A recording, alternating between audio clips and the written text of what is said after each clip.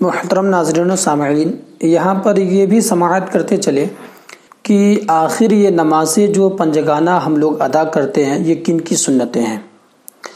مختلف انبیاء علیہم الصلاۃ والسلام نے مختلف اوقات کی نمازیں جدا جدا مواقع پر ادا فرمائی ہے اور ان کو امت محمدیہ پر فرض قرار دیا گیا ہے۔ اللہ رب العزت نے ان محبین کی ان حسین اداؤں کو ہم غلامان مصطفیٰ صلی اللہ علیہ وسلم پر فرض فرما دیا۔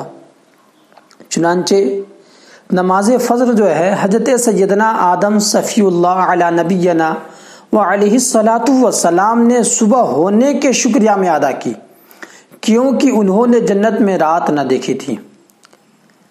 اللہ عز و جل کی رحمت سے جنت میں اجالا ہی اجالا، نور ہی نور ہے۔ جب آدم علیہ الصلاۃ والسلام نے اپنے مبارک قدموں سے زمین کو نوازا تو شب دیکھی اور پھر صبح ہوئی تو خوش ہو گئے اور شکرانے میں انہوں نے نماز فجر ادا کی۔ یعنی جنت الفردوس میں صرف اجالا ہی اجالا ہے، وہاں پر اندھیری نگری نہیں ہے، وہاں پر شب نہیں ہے، وہاں پر رات نہیں ہے۔ جب حضرت آدم علیہ السلام زمین پر تشریف لائے اور انہوں نے رات دیکھی تو وہ گھبرا گئے، اور جب صبح ہوئی تو انہوں نے شکرانے میں نماز فجر ادا کی، اس لیے یہ امت محمدیہ پر اس کو فرض قرار دیا گیا۔ اب آئیے نماز ظہر کے حوالے سے جان لیں۔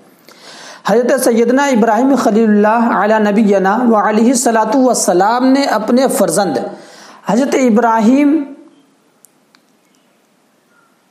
حضرت سیدنا اسماعیل ذبیح اللہ علی نبینا و علیہ الصلاۃ والسلام کی جان محفوظ رہنے اور دمبا قربانی کرنے کے شکریہ میں ادا کی۔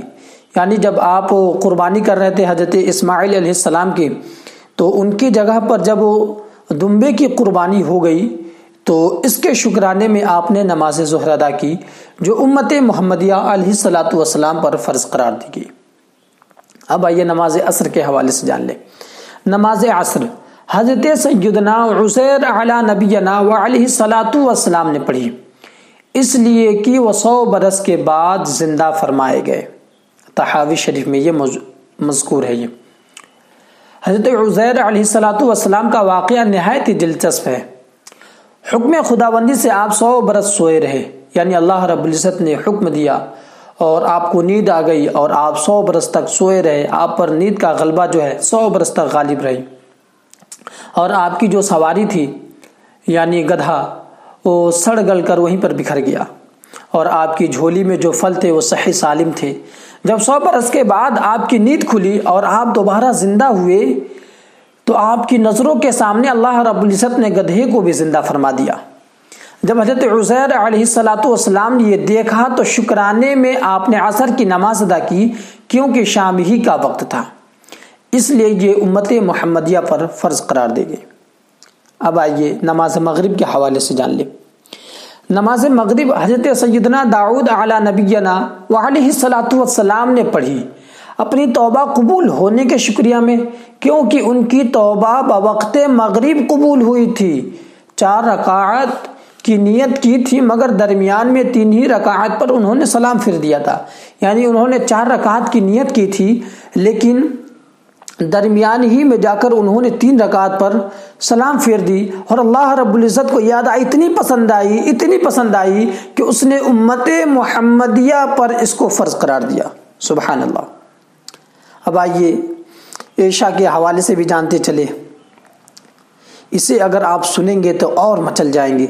عشاء کی نماز ہمارے آقا صلی اللہ تعالی وعلی آلہ وسلم نے ادا فرمائی ہے، اور یہ ہمارے حضور صلی اللہ علیہ وسلم کی سنت ہے۔ ہمارے سرکار پر تو تہجد کی نماز بھی فرض تھی۔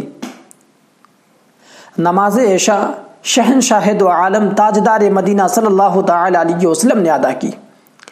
نماز عشاء حضور صلی اللہ علیہ وسلم کی امت کی خصوصیت ہے، اور نماز پنجگانہ بھی، اور نماز تہجد کی فرضیت جو سرکار مدینہ صلی اللہ علیہ وسلم کا خاصہ مبارک ہے۔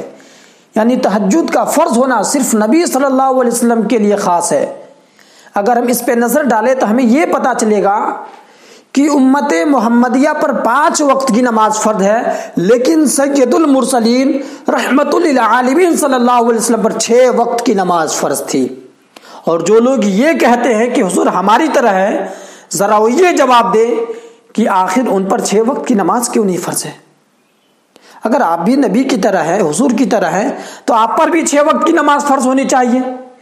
لیکن صرف حضور کی یہ خاصہ ہے، حضور کی خصوصیت ہے کہ اللہ رب العزت نے ان پر 6 وقت کی نماز فرض کی اور امت محمدیہ پر 5 وقت کی نماز ادا کی، 5 وقت کی نماز فرض کی۔